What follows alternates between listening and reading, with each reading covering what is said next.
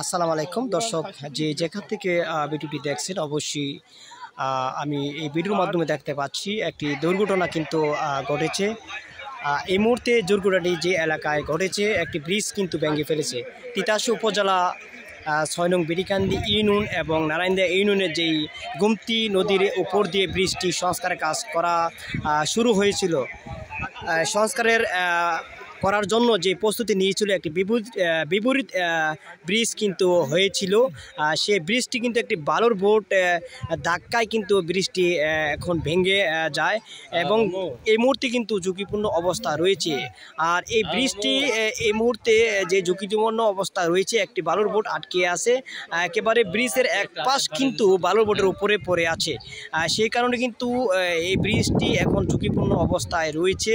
আর আপনারা জানেন, এই ব্রিজটি যখন দুর্ঘটনা ঘটে তখন কিন্তু আসলে কোনো মানুষের হতাহত ঘটনা এ পর্যন্ত পাওয়া যায়নি। এই মুহূর্তে তথ্য নিয়ে জানতে পারলাম। আর এই গোমতী নদীর ব্রিজটি ভেঙে ফেলার কারণে পরবর্তী একটা প্রভাব পড়বে যারা সাধারণ জনগণ এপারে বা আসমানিয়া বাজারে আসার জন্য সহজ ছিল, এখন কিন্তু কঠিন হয়ে যাবে। অবশ্যই আপনারা ভিডিওটি দেখতে পাচ্ছেন। কিছুক্ষণ পূর্বে প্রায় এই জোহর নামাজের পরেই কিন্তু এই ঘটনাটি ঘটে।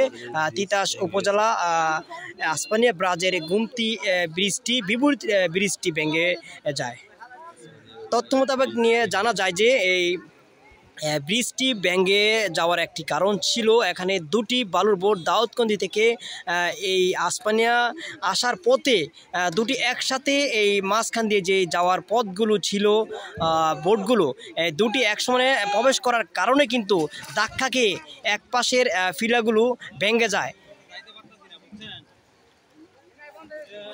সে কারণে কিন্তু এই ব্রিজটি এখন ঝুঁকিপূর্ণ অবস্থায় রয়েছে। দর্শক, আপনারা দেখতে পাচ্ছেন এই দুর্ঘটনাটি ঘটেছে কিছুক্ষণ পূর্বেই।